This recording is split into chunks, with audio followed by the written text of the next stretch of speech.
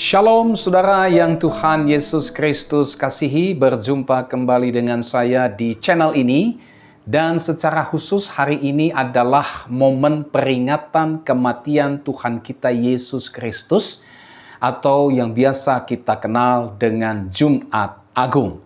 Nah, oleh sebab itu saya mengajak kita untuk bersama-sama merenungkan satu bagian firman Tuhan yang terambil dari Injil Matius pasal 27 ayat 45 sampai dengan ayatnya yang ke-56.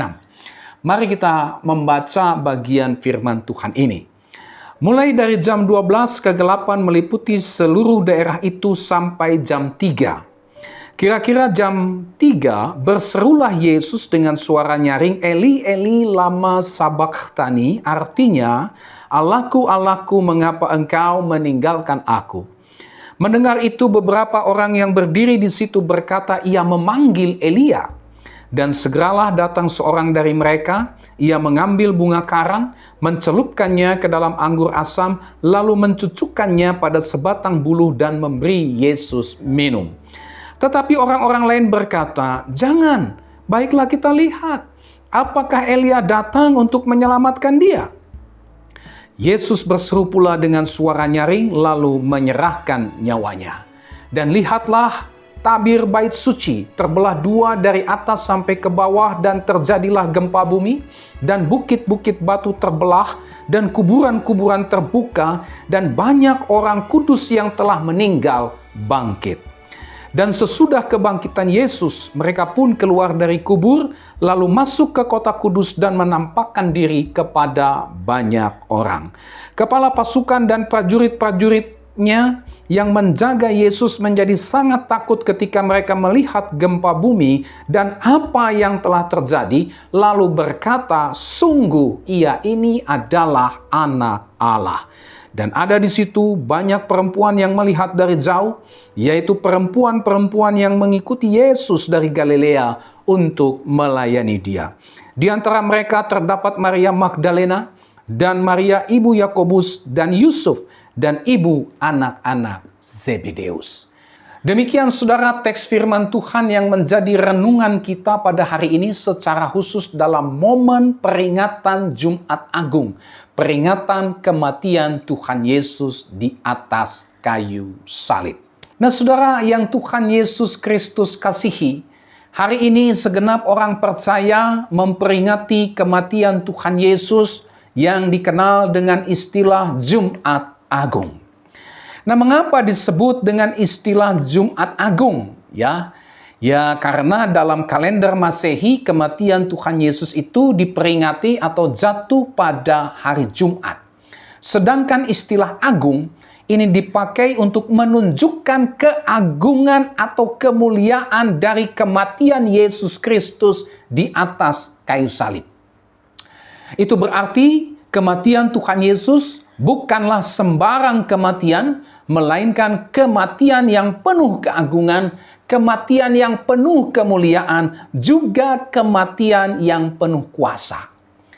Nah, saudara yang Tuhan Yesus Kristus kasihi, di dalam Alkitab kita menemukan ada kematian-kematian yang sifatnya unik, yang berbeda daripada kematian pada umumnya. Misalnya, kematian Musa. Waktu Musa mati, Tuhan sendiri yang menguburkan jenazah Musa, sehingga kuburan Musa tidak bisa ditemukan oleh siapapun juga. Yang kedua, dalam peristiwa kematian Nabi Elisa. Waktu Nabi Elisa meninggal, dia dikuburkan, tetapi ketika ada jenazah yang dikuburkan di dekat kuburan Elisa, dan ketika jenazah itu terkena kepada tulang-tulang Elisa, maka jenazah itu bangkit dan hidup kembali. Ini kematian yang unik, kematian yang spesial ya, kematian yang pada umumnya berbeda daripada kematian-kematian pada umumnya. Tetapi saudara, kematian Kristus melebihi itu semua. Kematian Kristus adalah kematian yang penuh dengan keagungan. Kematian Kristus adalah kematian yang penuh kemuliaan dan juga kematian yang penuh dengan kuasa. Kematian Kristus di atas kayu salib ini jelas bukan kematian biasa, melainkan kematian yang syarat dengan makna, kematian yang memiliki dampak yang luar biasa, kematian yang memiliki kuasa. Tema firman Tuhan pada hari ini adalah kuasa kematian Kristus bagi orang percaya.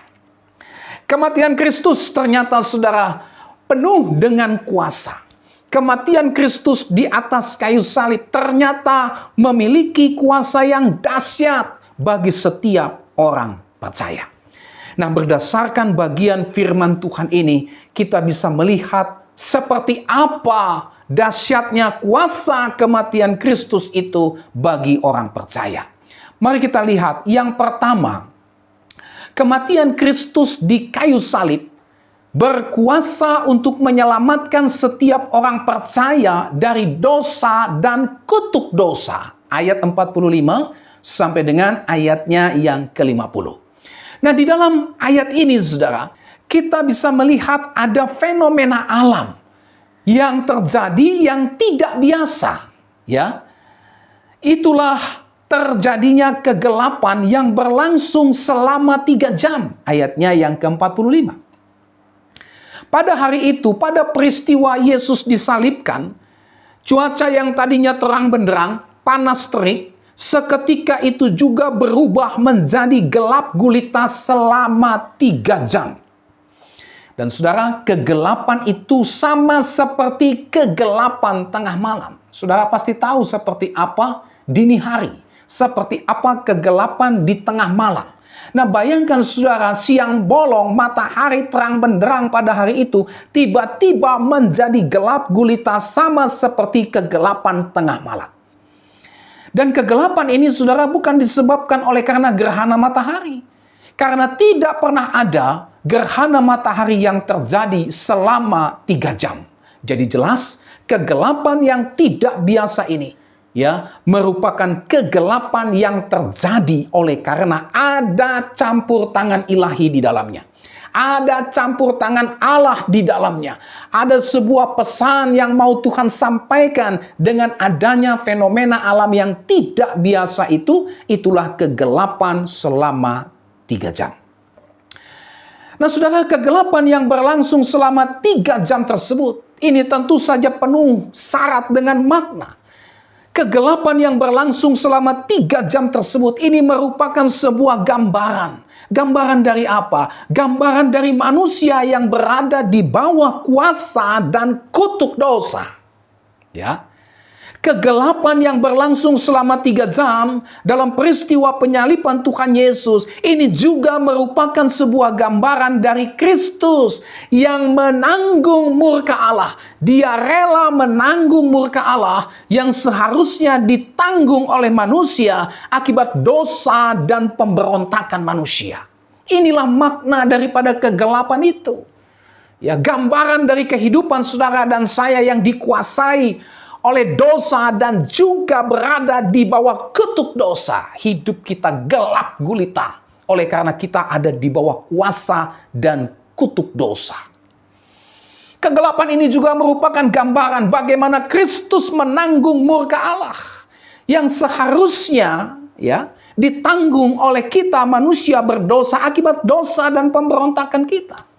Manusia, saudara dan saya lah yang seharusnya menanggung murka Allah. Karena saudara dan saya yang ada di bawah kuasa dosa. Saudara dan saya yang hidup dalam dosa. Saudara dan saya yang seharusnya dihukum karena dosa-dosa saudara dan saya. Kitalah yang seharusnya menanggung murka Allah akibat dosa dan pemberontakan kita. Tetapi karena kasih-Nya yang besar, Kristus rela menanggung murka Allah tersebut sebagai akibat hukuman bagi dosa dan pemberontakan manusia. Akibat dosa dan pemberontakan saudara dan saya.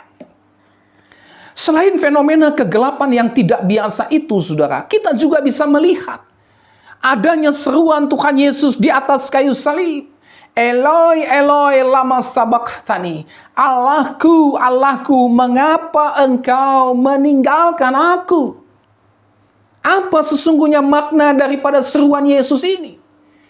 Saudara, seruan Yesus Allahku, Allahku, mengapa engkau meninggalkan aku? Ini merupakan kutipan dari Mazmur 22 yang sengaja dikutip oleh Yesus. Mazmur 22 ini, saudara, berisi sebuah ratapan tentang seorang yang tak bersalah tetapi harus mengalami penderitaan.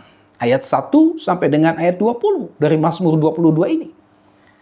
Dengan mengutip Mazmur ini, Yesus sedang menempatkan diri sebagai pihak yang tidak bersalah, pihak yang tidak berdosa, tetapi harus menderita dan mengalami kematian bukan karena dia bersalah, bukan karena dia melakukan tindakan kejahatan, bukan karena dia melakukan perbuatan yang bersifat kriminal, bukan karena dia berbuat dosa, tetapi dia harus menderita mengalami kematian karena menanggung kesalahan dan dosa-dosa manusia.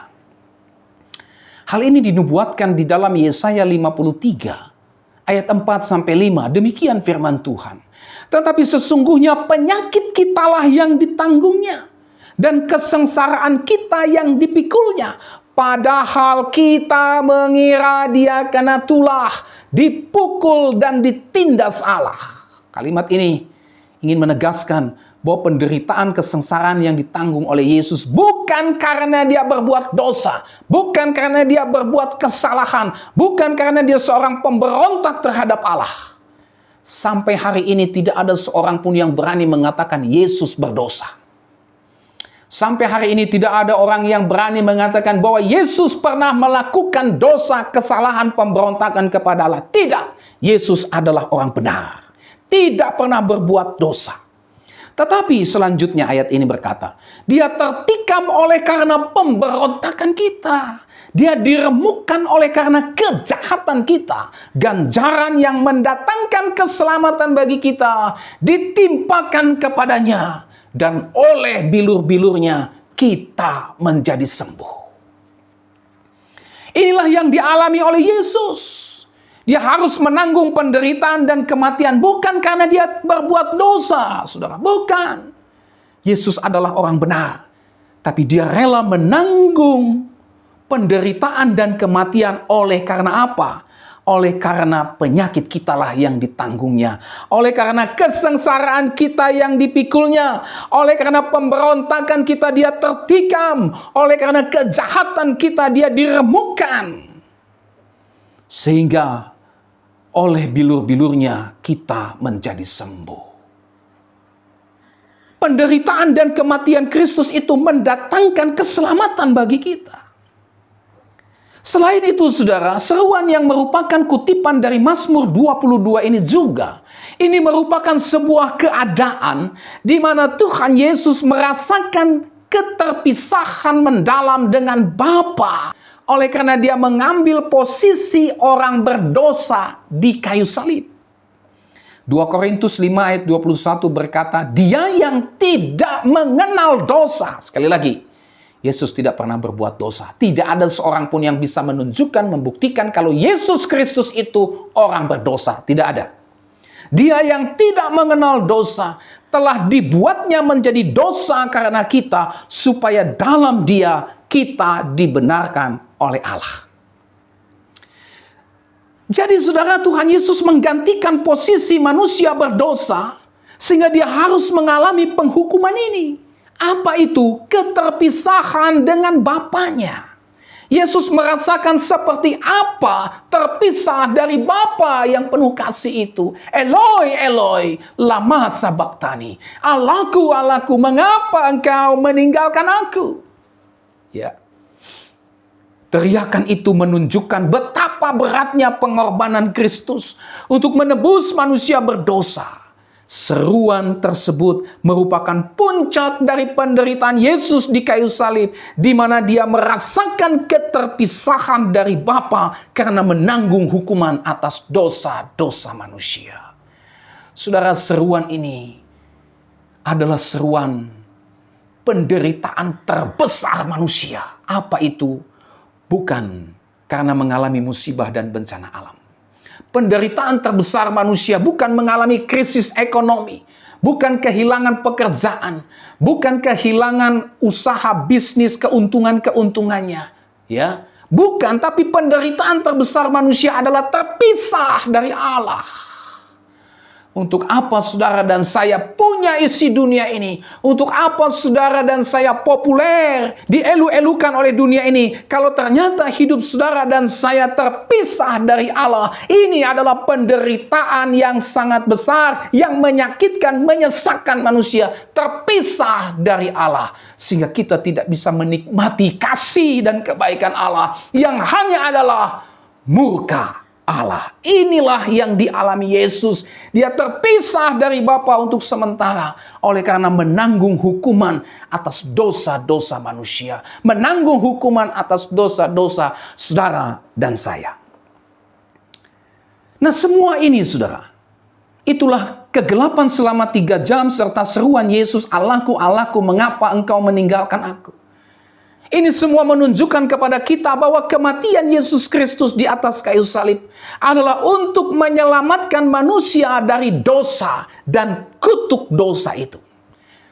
Kristus, dia rela menanggung murka Allah. Dia mengalami keterpisahan dari Bapa yang seharusnya ditanggung oleh manusia berdosa akibat dosa-dosa manusia. Ya.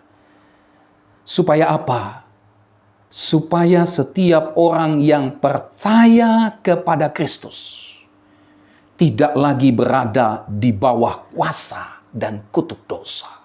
Kristus rela menanggung murka Allah ini, rela terpisah dari Allah Bapa yang seharusnya ditanggung oleh manusia berdosa akibat dosa-dosa manusia. Supaya apa? Supaya setiap orang yang percaya kepada Kristus, setiap saudara dan saya yang percaya kepada Kristus, saudara dan saya dibebaskan, dilepaskan dari kuasa dan kutuk dosa. Roma 8 ayat 1 berkata, "Demikianlah sekarang tidak ada penghukuman bagi mereka yang ada di dalam Kristus." Demikianlah sekarang tidak ada lagi penghukuman kekal, tidak akan ada lagi murka Allah bagi mereka yang ada di dalam Kristus. Kenapa? Kristus sudah menanggungnya di atas kayu salib. Darah Kristus yang suci itu, saudara. Darah Kristus yang tiada noda dan celah itu. Darah Kristus yang mahal itu, yang telah tertumpah di atas kayu salib, adalah bukti nyata bahwa hukuman dan penghakiman Allah atas dosa-dosa manusia sudah ditanggung oleh Kristus, sudah dihapuskan oleh Kristus. Sehingga apa? Sehingga setiap orang yang percaya kepada Kristus dapat diampuni dan disucikan dari segala dosa-dosanya, serta diluputkan dari hukuman atau murka Allah yang kekal. Ada satu lagu yang berisi liriknya begini, saudara.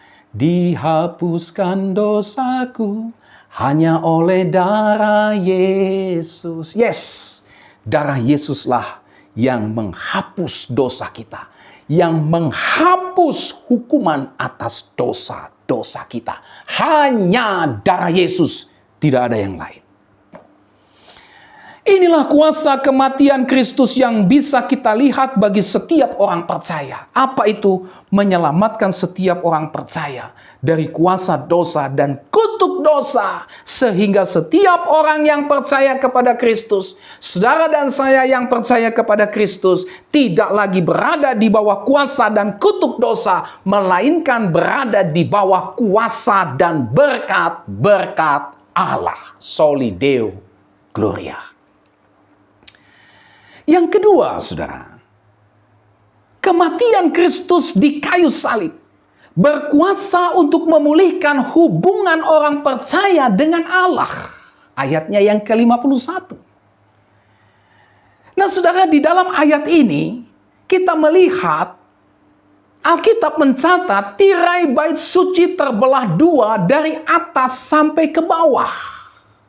Waktu Yesus mati, waktu Yesus menyerahkan nyawanya, maka saat itu tirai bait suci terbelah 2 dari atas sampai ke bawah. Ya. Saudara, di dalam bait suci ini ada sebuah tirai yang memisahkan ruangan Maha Kudus dengan ruangan kudus. Nah, ruangan Maha Kudus ini merupakan tempat kehadiran Allah. Ya. Tidak boleh ada orang yang masuk ke dalam ruang Maha Kudus itu. Di dalam ruang Maha Kudus itu ada tabut perjanjian yang merupakan representasi dari kehadiran Allah yang Maha Kudus. Tidak boleh orang masuk ke sana siapapun juga, karena siapa yang masuk ke tempat Maha Kudus itu pastilah mati. Ya. Hanya imam besar saja yang boleh masuk ke ruang Maha Kudus itu. Itu pun dia harus menguduskan dirinya terlebih dahulu. Baru dia boleh masuk ke ruangan Maha Kudus untuk mempersembahkan korban pendamaian bagi Allah. Dan itu dilakukan 1 tahun 1 kali. Ya, ketika imam besar masuk ke ruang Maha Kudus itu, ya, pergelangan kakinya itu diikat dengan sebuah tali yang ada lonceng kecilnya. Ya, sehingga ketika dia masuk ke ruangan Maha Kudus, tempat kehadiran Allah yang Maha Kudus itu, saudara, kalau lonceng itu berbunyi sampai dia keluar dari sana, itu menunjukkan bahwa dia tidak mati, bahwa dia kudus. Tapi kalau ternyata waktu imam besar itu masuk ke dalam ruang Maha Kudus, lalu lonceng itu tidak berbunyi dan dia tidak keluar dari ruangan itu berarti dia mati. Kenapa? Dia tidak kudus. Dia menghampiri Allah yang Maha Kudus. Yang tidak kudus tidak bisa bersekutu dengan yang Maha Kudus. Ya. Inilah gambaran daripada tirai yang ada di bait suci yang memisahkan ruangan Maha Kudus dan ruangan kudus itu.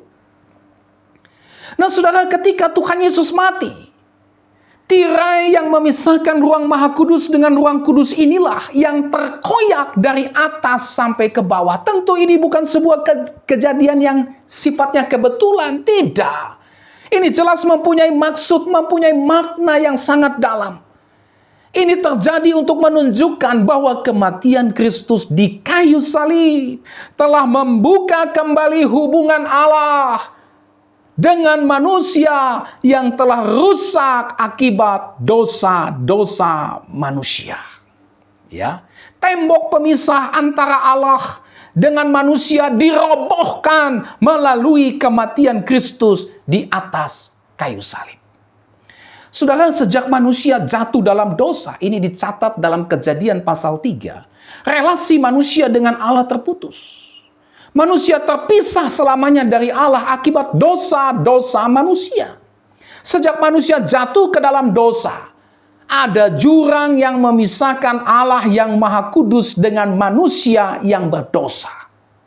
Dosa ini telah menyebabkan tembok pemisah, jurang pemisah antara Allah yang Maha Kudus dengan manusia.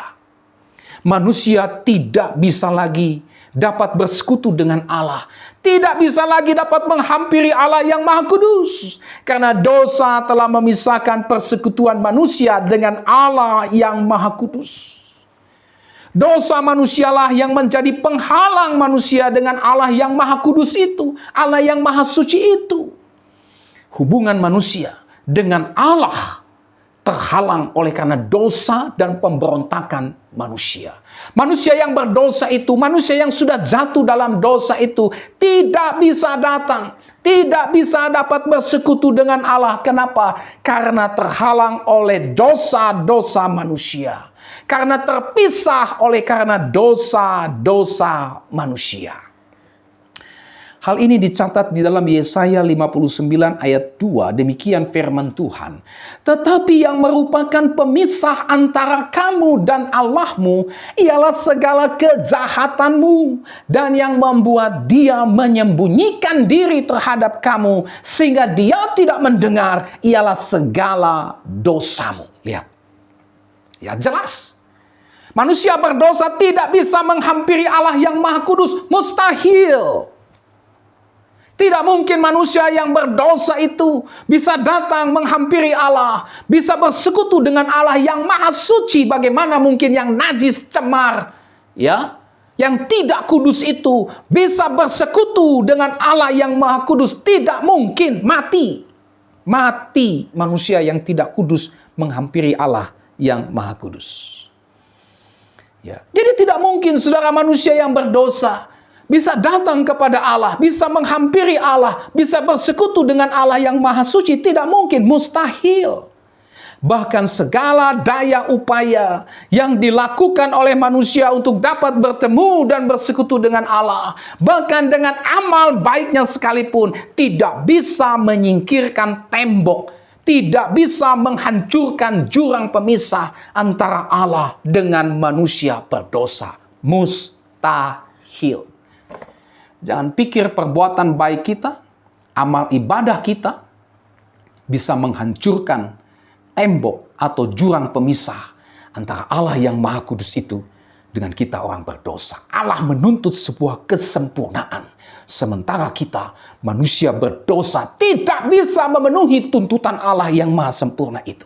Mustahil kita, bahkan perbuatan baik kita, amal ibadah kita bisa menyingkirkan tembok jurang pemisah antara Allah yang Maha Kudus dengan kita manusia yang berdosa. Tetapi saudara, kabar baiknya, Kristus mati di atas kayu salib. Melalui kematian Yesus Kristus di kayu salib, hubungan manusia dengan Allah kembali dipulihkan. Robeknya tabir bait suci yang memisahkan ruang Maha Kudus dengan ruang kudus itu memberikan makna bahwa tembok pemisah antara manusia berdosa dengan Allah yang Maha Kudus telah dirobohkan oleh kematian Kristus di kayu salib. Sehingga manusia, saudara dan saya yang percaya kepada Kristus, dapat kembali menghampiri Allah yang Maha Kudus, dapat kembali bersekutu dengan Allah yang Maha Kudus, dapat datang untuk mendekat menghampiri Allah yang Maha Kudus. Pintu yang menuju hadirat Allah yang Maha Kudus, yang selama ini terkunci, tertutup bagi semua manusia berdosa, sekarang telah dibuka oleh kematian Kristus di atas kayu salib. Soli Deo Gloria, segala kemuliaan bagi Allah. Luar biasa. Saudara, kematian Kristus di kayu salib telah membuka jalan bagi hubungan manusia dengan Allah. Kematian Kristus di kayu salib telah memulihkan hubungan manusia dengan Allah. Kematian Kristus di kayu salib telah membawa manusia hidup dalam damai sejahtera dengan Allah. Hanya di dalam Yesus Kristus sajalah, sekali lagi saya ingin tegaskan, hanya di dalam Yesus Kristus sajalah. Kata hanya, berarti tidak ada lagi yang lain. Hanya di dalam Yesus Kristus sajalah manusia, saudara dan saya, bisa menghampiri Allah yang Maha Kudus. Bisa dapat kembali bersekutu dengan Allah yang Maha Kudus. Bisa memiliki damai sejahtera dengan Allah yang Maha Kudus. Kenapa? Karena Kristus telah membuka jalan tersebut. Ya, melalui kematiannya di atas kayu salib. Segala pujian kemuliaan hanya bagi Allah Tritunggal. Nah, saudaraku yang Tuhan Yesus Kristus kasihi, inilah kuasa kematian Kristus di atas kayu salib. Bagi setiap orang percaya, apa itu? Memulihkan hubungan, relasi, persekutuan orang percaya dengan Allah. Sehingga setiap orang yang percaya kepada Kristus, setiap saudara dan saya yang percaya kepada Kristus dapat masuk menghampiri Allah yang Maha Kudus dan bersekutu dengan Dia dalam damai sejahtera. Ibrani pasal 10 ayat 19 sampai dengan ayat 22 berkata, jadi saudara-saudara, oleh darah Yesus kita sekarang penuh keberanian dapat masuk ke dalam tempat kudus. Perhatikan, oleh apa? Bukan oleh amal baik kita. Bukan oleh jasa-jasa kita. Bukan oleh karena perbuatan baik kita. Oleh darah Yesus kita sekarang penuh keberanian dapat masuk ke dalam tempat kudus. Karena Dia telah membuka jalan yang baru dan yang hidup bagi kita melalui tabir, yaitu dirinya sendiri, dan kita mempunyai seorang imam besar sebagai kepala rumah Allah. Ya, Ia sendiri yang telah membuka jalan itu, bukan kita. Bukan jasa kita, bukan perbuatan baik kita, bukan amal ibadah kita, tapi Dia sendiri yang telah membuka jalan itu melalui kematiannya di atas kayu salib. Sehingga demikian, penulis Ibrani meneruskan, karena itu, karena jalan itu sudah dibuka oleh darah Kristus, oleh kematian Kristus di kayu salib, maka marilah kita menghadap Allah dengan hati yang tulus ikhlas, dan keyakinan iman yang teguh, oleh karena hati kita telah dibersihkan dari hati nurani yang jahat dan tubuh kita telah dibasuh dengan air yang murni. Ya, kita bisa menghampiri Allah yang Maha Kudus karena Kristus mengerjakannya bagi kita. Kristus menguduskan kita dengan darahnya yang mahal itu, sehingga kita dikuduskan dan kita padanya mampu menghampiri Allah yang Maha Kudus itu. Kita bersekutu dengan Dia dan hidup dalam damai sejahtera dengan Dia. Karena siapa? Karena kuasa kematian Kristus yang menyucikan, menguduskan kita, yang membuka pintu yang selama ini tertutup antara manusia berdosa dengan Allah yang Maha Kudus. Sehingga saudara dan saya dapat datang kepada Allah kapanpun, dimanapun, dapat berdoa, dapat bersekutu dengan Allah, dan hidup dalam damai sejahtera Allah. Semua ini karena kematian Kristus bagi orang percaya. Yang ketiga, saudara, kematian Kristus di kayu salib berkuasa membangkitkan orang percaya dari kematian. Ayat 52 sampai dengan ayat 53. Saudara, dalam peristiwa penyaliban Yesus ini, selain kegelapan yang kita bisa lihat, kita juga melihat fenomena alam yang lain. Itulah gempa bumi, bukit-bukit batu terbelah, juga kuburan-kuburan terbuka, dan banyak orang kudus yang telah meninggal bangkit. Selanjutnya, dan sesudah kebangkitan Yesus, mereka pun keluar dari kubur lalu masuk ke kota kudus dan menampakkan diri kepada banyak orang. Saudara, memang sulit sekali untuk menafsirkan ayat 52 sampai dengan ayatnya yang ke-53 ini. Ya. Para sarjana Alkitab, para penafsir Alkitab, ya, berbeda pandangan, berbeda penafsiran terkait ayat yang ke-52 sampai dengan ayatnya yang ke-53 ini, saudara. Tetapi, makna yang kita bisa ambil dari bagian ini adalah kematian Kristus di kayu salib. Ini merupakan sumber dan awal dari kehidupan baru. Ya. Kematian Kristus di kayu salib ini merupakan kematian yang mematikan kematian itu sendiri. Maksudnya apa? Ya. Kematian Kristus merupakan kematian yang mematikan kematian itu sendiri. Artinya apa? Artinya, saudara, kematian Kristus menghukum, menaklukkan kematian atau maut. Sehingga dengan demikian, melalui kematian Kristus yang telah menghukum, menaklukkan kematian atau maut itu, setiap orang percaya bisa dibangkitkan. Orang percaya bisa dihidupkan dari kematian.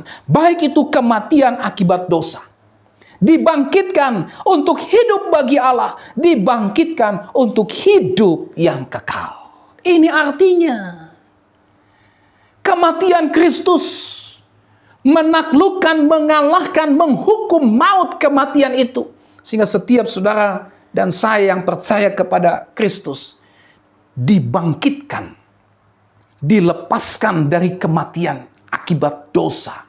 Dibangkitkan untuk hidup bagi Allah. Dibangkitkan untuk hidup yang kekal bersama dengan Allah di dalam kerajaannya. Saudara, kematian Kristus hanya bersifat sementara. Karena pada hari yang ketiga Alkitab mencatat, firman Tuhan mencatat, Kristus bangkit dari kematian.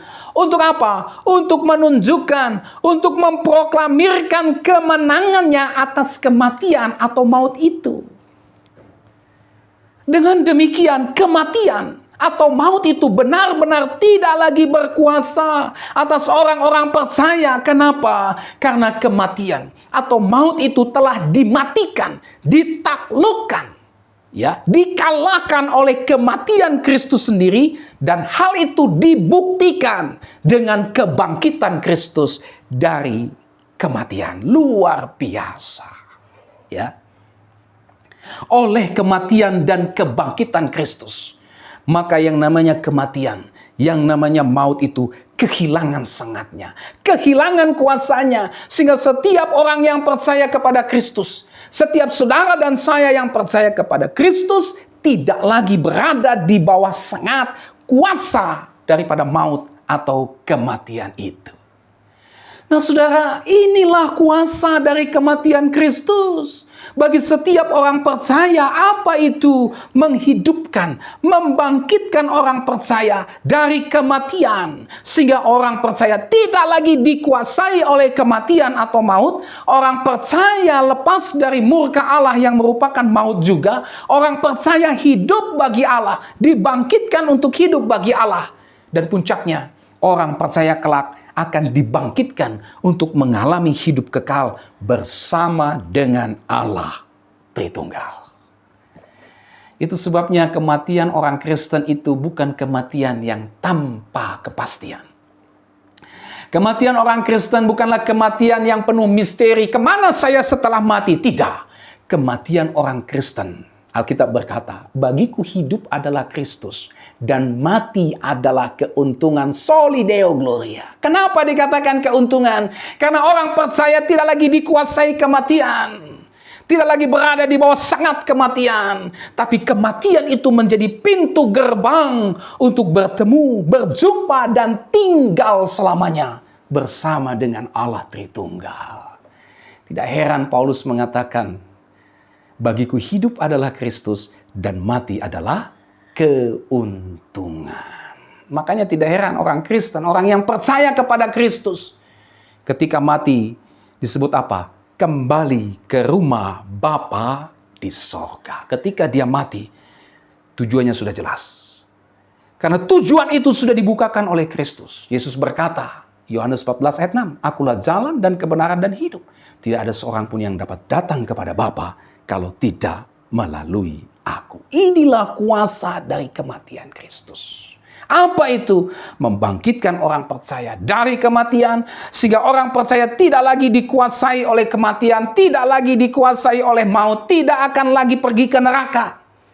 Orang percaya dibangkitkan untuk hidup bagi Allah, tidak lagi hidup bagi dosa. Dan orang percaya kelak akan mengalami hidup kekal bersama dengan Allah Tritunggal. Dia pergi ke sorga dan bukan ke neraka. Semua ini dikerjakan, sekali lagi, bukan karena perbuatan amal baik kita. No, tidak. Tapi mutlak merupakan pekerjaan Kristus. Soli Deo Gloria. Yang keempat, saudara, yang terakhir. Kematian Kristus di kayu salib berkuasa membuka pintu keselamatan bagi segala bangsa dan suku dan kaum dan bahasa. Ayat 54. Saudara, di dalam peristiwa kematian Tuhan Yesus di kayu salib, kita melihat kepala pasukan dan prajurit-prajuritnya yang menjaga Yesus menjadi sangat ketakutan ketika mereka melihat fenomena-fenomena yang terjadi dalam peristiwa penyaliban dan kematian Kristus. Ya, mereka ketakutan ketika mereka melihat gempa bumi, melihat apa yang telah terjadi.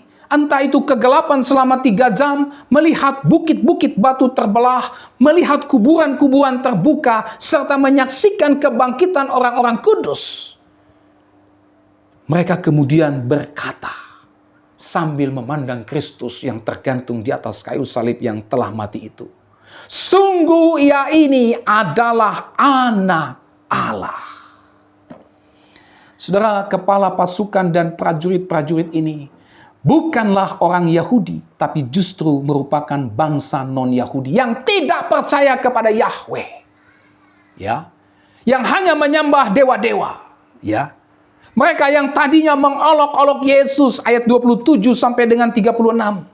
Setelah melihat semua itu, mereka sekarang mengaku dan percaya bahwa Yesus Kristus adalah anak Allah. Salah satu tujuan daripada Injil Matius ini ditulis adalah untuk menyatakan keselamatan terbuka bagi segala bangsa, suku, dan kaum, dan bahasa. Dan ini terjadi dalam peristiwa pertobatan kepala pasukan ini. Dan juga prajurit-prajuritnya yang berkata, sungguh ia ini adalah anak Allah. Saudara, hal ini menunjukkan kepada kita bahwa kematian Kristus telah membuka pintu keselamatan bagi segala bangsa dan suku dan kaum dan bahasa. Tembok pemisah antara orang Yahudi dan non-Yahudi itu telah dirobohkan oleh kematian Kristus di atas kayu salib. Ini disampaikan oleh Rasul Paulus dalam Efesus 2 ayat 14 sampai 16. Ya, tembok pemisah antara orang Yahudi dan non-Yahudi. Dulu ada konsep bahwa hanya orang Yahudi saja yang diselamatkan, orang non-Yahudi tidak diselamatkan.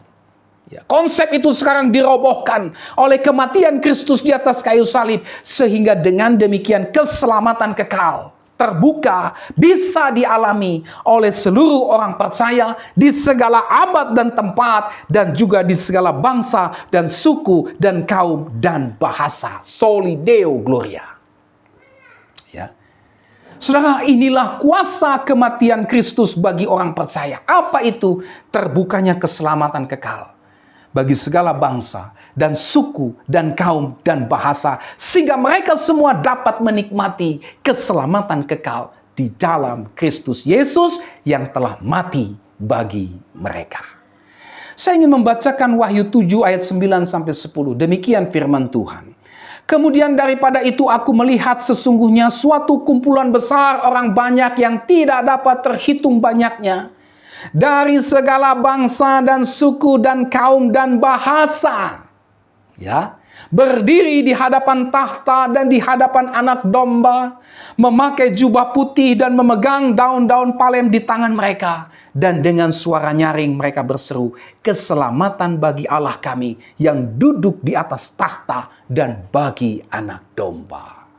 Saudara, kitab Wahyu ini menunjukkan bahwa kematian Kristus bagi setiap orang percaya, itulah terbukanya keselamatan kekal bagi segala bangsa dan suku dan kaum dan bahasa.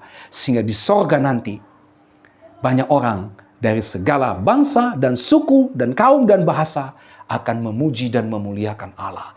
Oleh karena mereka telah mengalami keselamatan di dalam Kristus Yesus. Nah, saudaraku yang Tuhan Yesus Kristus kasihi, inilah kuasa kematian Kristus bagi setiap orang percaya yang bisa kita lihat di dalam bagian firman Tuhan ini. Ada 4 yang kita bisa lihat dari kuasa kematian Kristus bagi setiap orang percaya yang kita bisa lihat berdasarkan bagian firman Tuhan ini. Berkat-berkat yang kita peroleh dari kematian Kristus di kayu salib, ya, ini jelas adalah mutlak merupakan karya, merupakan pekerjaan, merupakan anugerah, merupakan kasih karunia Allah bagi kita. Kepada kita, bukan karena jasa-jasa kita, bukan karena perbuatan baik kita, bukan karena amal ibadah kita, tetapi murni karena belas kasihan Allah, anugerah Allah, karya Allah, pekerjaan Allah yang diberikan kepada kita secara cuma-cuma melalui iman di dalam Yesus Kristus. Ya. Nah, oleh sebab itu, saudara, dalam peringatan kematian Yesus Kristus atau yang kita kenal dengan Jumat Agung ini, mari kita menyerahkan diri kita kepada Kristus.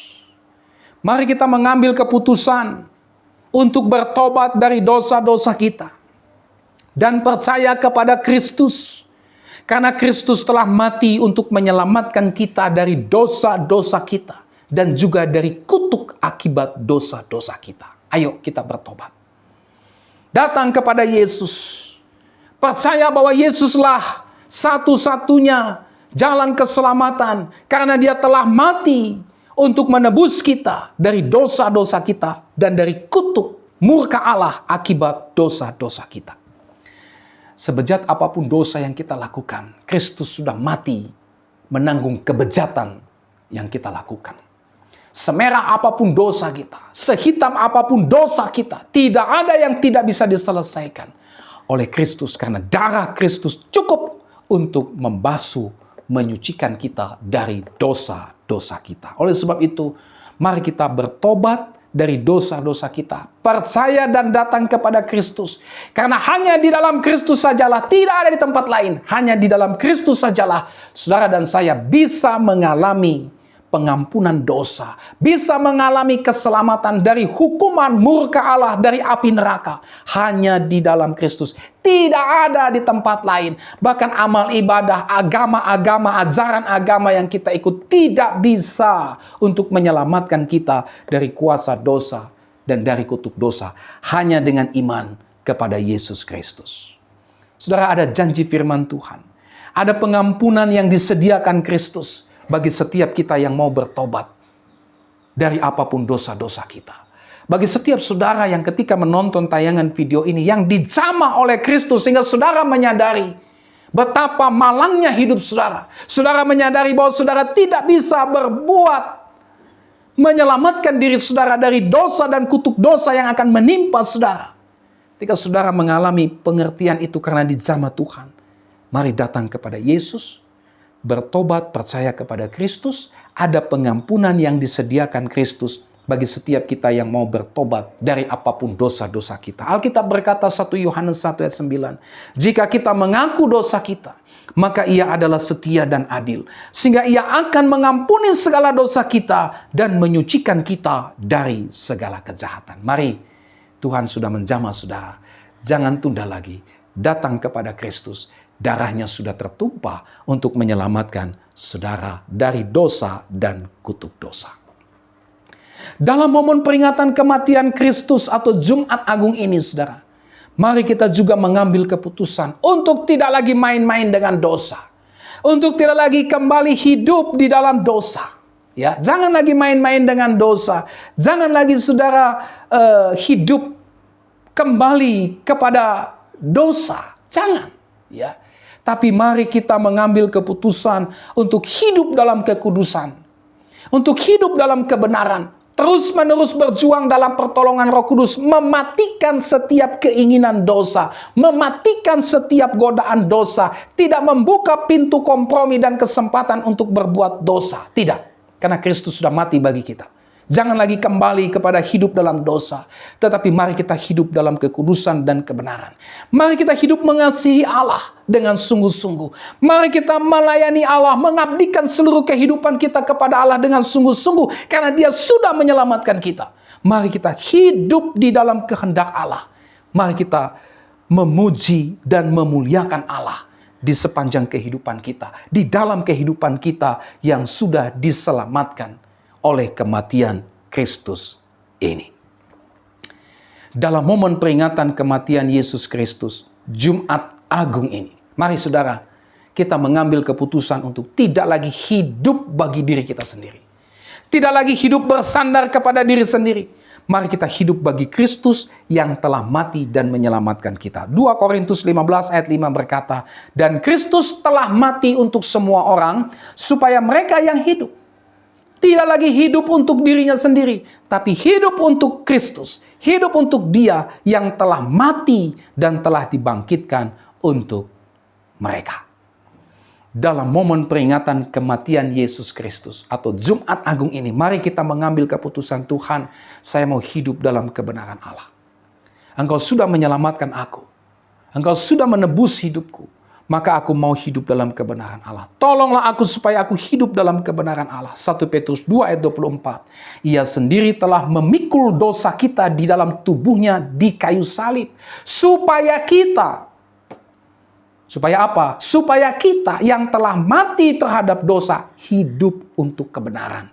Oleh bilur-bilurnya kamu telah sembuh. Ayo, kita hidup dalam kebenaran. Jangan lagi hidup dalam kecemaran dosa. Karena Kristus sudah menyelamatkan kita dari kecemaran dosa. Dan yang terakhir, dalam momen peringatan kematian Yesus Kristus atau Jumat Agung ini, mari kita mengambil keputusan. Untuk apa? Untuk memberitakan kematian Kristus yang berkuasa menyelamatkan orang berdosa ini kepada semua orang. Sehingga banyak orang berdosa yang percaya dan diselamatkan. Beritakan Injil. Beritakan kematian Kristus yang berkuasa untuk menyelamatkan orang berdosa. Tidak ada siapapun, tidak ada cara apapun yang bisa melepaskan manusia berdosa dari kuasa dan kutuk dosa dan memperoleh hidup yang kekal selain hanya melalui Kristus Yesus. Kematian Kristus Yesus berkuasa untuk menyelamatkan orang berdosa. Oleh sebab itu, mari kita beritakan Yesus Kristus kepada suami, kepada istri, kepada anak-anak, kepada orang tua kita, kepada tetangga kita, kepada teman, sahabat kita, siapapun itu, mari kita beritakan, hey, hanya di dalam Kristus Yesus sajalah engkau bisa diselamatkan dari dosa dan kutuk dosa. Dari ikatan setan-setan, engkau bisa diselamatkan dari itu semua. Dan engkau akan memperoleh persekutuan kekal bersama dengan Allah. Selamat memperingati Jumat Agung. Selamat memperingati kematian Kristus di atas kayu salib yang penuh kuasa itu yang menyelamatkan kita. Tuhan Yesus memberkati kita sampai kita berjumpa kembali dan shalom.